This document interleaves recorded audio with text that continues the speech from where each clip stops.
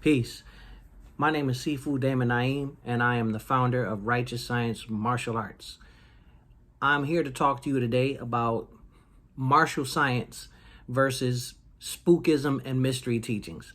This is interesting because I was having a conversation with someone the other day, and they were telling me how disappointed they were because they had some run-ins with some teachers who tried to sell them on some stuff that just didn't make a lot of sense to them.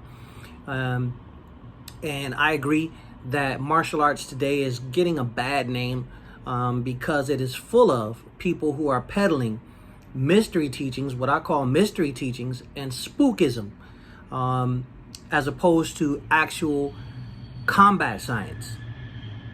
So what do I mean when I say martial science or combat science? The word science means to know. It means that you have a full knowledge of a topic or a subject or a thing. What many people do, what many martial arts teachers do, unfortunately, is they use people's ignorance against them. What I mean is, because many martial arts originate in countries outside of the United States, many people who are trying to learn martial art for the first time don't know much about the martial art they're trying to learn. Because again, it originates in another country. And so that unfortunately opens up the door for a lot of mystery teachings or spookism. Another thing that happens is that because people don't know, they fill in the blank with mystery or spookism. See, because once you have something scientific, once you know something, it automatically removes the mystery teachings. It automatically removes the spookism from the equation. So I'll give you an example. I'll talk about myself now. I was in situations as a child, but then especially as an adult, I ran into teachers who would say things like, I teach Silat, and I just got back from Indonesia, and I was with a teacher and I saw him doing this form, and he said he practiced it for 20 years, and his skin was impenetrable. People hit him with the machete and he wouldn't even bleed. Or, I've heard teachers say, I know some people who trained with the Shaolin monks, and they told me that the Shaolin monks are able to levitate or walk up walls or catch arrows in their teeth.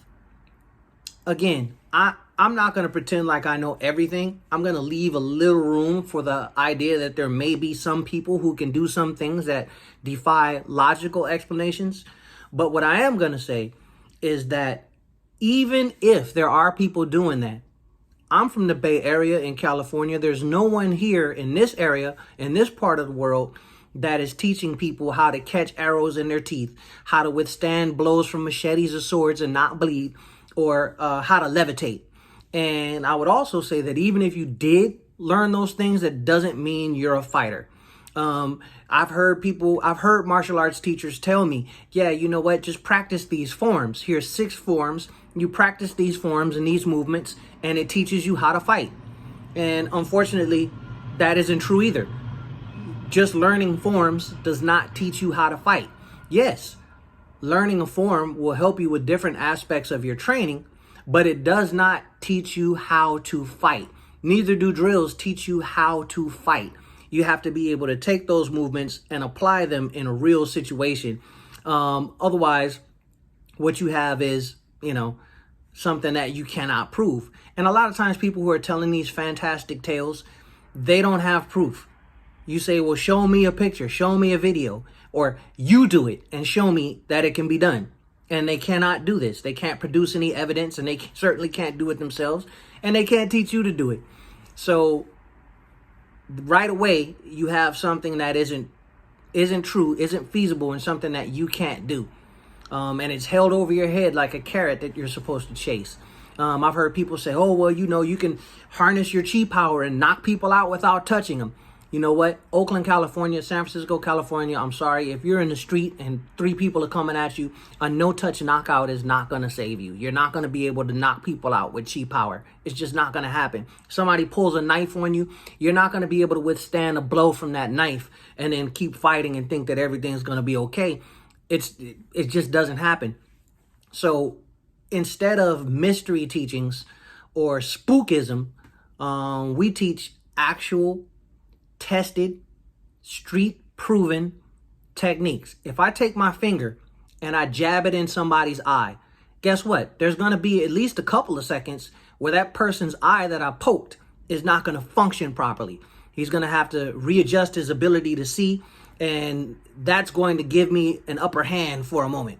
And depending on how well the finger jab lands, or how much damage the person sustains when I get a good poke in the eye, it might take more than a couple of seconds for that eye to focus up. But in the meantime, while that person's trying to focus, that gives me an opportunity to do more damage or escape or whatever I need to do in the moment. So that's what I mean by martial science. That's something that I know. That's something that is proven. It's something that can be proven. If you don't believe it, poke yourself in the eye and see if you can see out of that eye immediately. The answer will be no. So this is an example of martial science. Person punched, I slipped the punch, poked him in the eye. All of a sudden, that eye wasn't working properly for a few seconds. Martial science, as opposed to spookism. Practice this form 100 times and magically you're a fighter. Practice this breathing exercise and magically you're a fighter. Mystery teachings. Well, you know, in Japan, they practice by breaking bricks with their elbows, so on and so forth.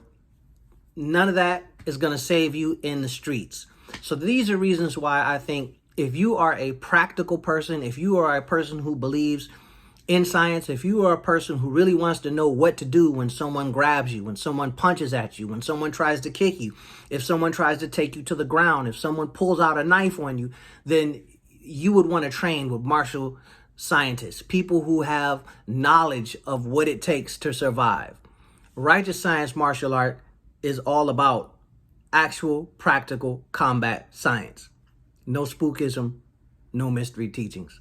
If you want to learn more, if you have a question, don't hesitate to contact me. My number is right here on the screen. Please send me a note and let's get started. Peace.